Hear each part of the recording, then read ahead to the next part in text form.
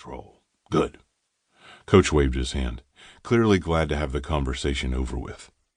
Let's get through training camp and we'll figure out where you're going to fit on this team. Okay, Coach. When Coach turned back to his computer, Ryan stood up, nodded, and left the room. The little chat hadn't been much different from the one he'd had with his last coach, or the coach before that. We want you to be terrifying on the ice and normal off of it. Ryan headed back to the locker room to get ready for the physical testing the Guardians would be doing that afternoon. In the room, he saw Toronto's star player, Dallas Kent, talking to another star player, Troy Barrett. Kent was short for a hockey player, with blonde hair and pale blue eyes. He wasn't what Ryan would call attractive, but that was mostly because his arrogance showed all over his face. Barrett was prettier, with piercing blue eyes and dark hair, but still far from Ryan's type. Ryan figured he may as well introduce himself to the men he was expected to protect. As he got closer, he could hear Kent describing his previous evening's sexual exploits in great detail to Barrett. Kent didn't even glance up at Ryan when he'd approached, leaving him to stand awkwardly while Kent finished his gross story. Swear to God, I thought she was going to pass out. Barrett laughed. Ryan cleared his throat, and Kent finally looked up. Oh, hey. There was a bit of a sneer in Kent's tone. Hi, Ryan said stupidly. He thrust his hand out. I'm Ryan. Kent stared at Ryan's hand, then shot a look at Barrett. Finally, he quickly shook Ryan's hand and said, I thought you went crazy. No, Ryan said, heat rising in his cheeks and down his neck. I have it under control. Barrett snorted. Kent looked at Ryan like he was a pile of dead snakes. I fucking hope so, Red. Ryan's jaw clenched. That was not a name he was going to answer to. Ryan, he corrected him. He straightened his spine, rolling his shoulders back to bring himself to his full height. He let just enough of the monster out to show Dallas Kent that Ryan wasn't someone to fuck with. Not Red. Kent put his hands up in a placating manner. Whatever, man. He turned back to Barrett and resumed his story as if Ryan wasn't even there anymore.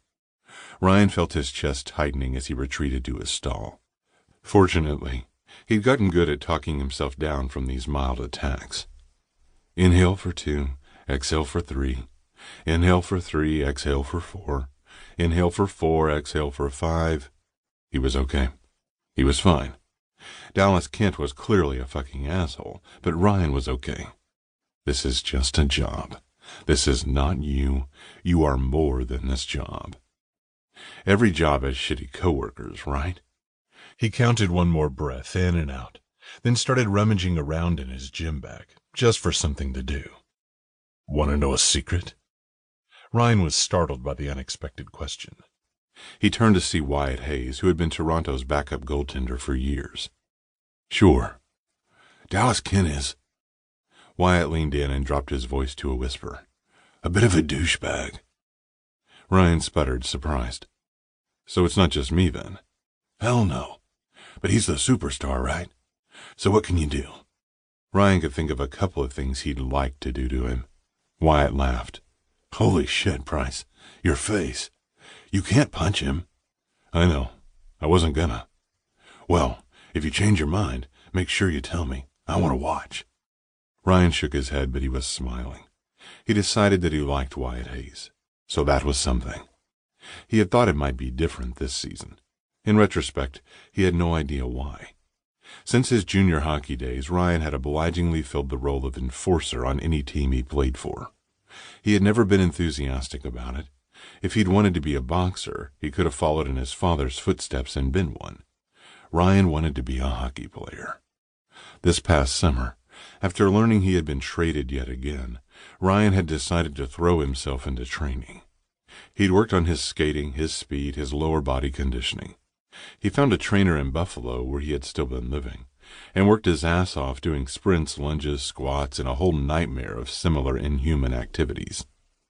He'd shown up for this training camp in Toronto in the best shape of his life, with the hope that he might be taken seriously as a defenseman. He would give these fitness tests everything he had, but he doubted it would change anyone's mind about the role he would play on this new team. God, Ryan wasn't sure he could do this anymore. He would.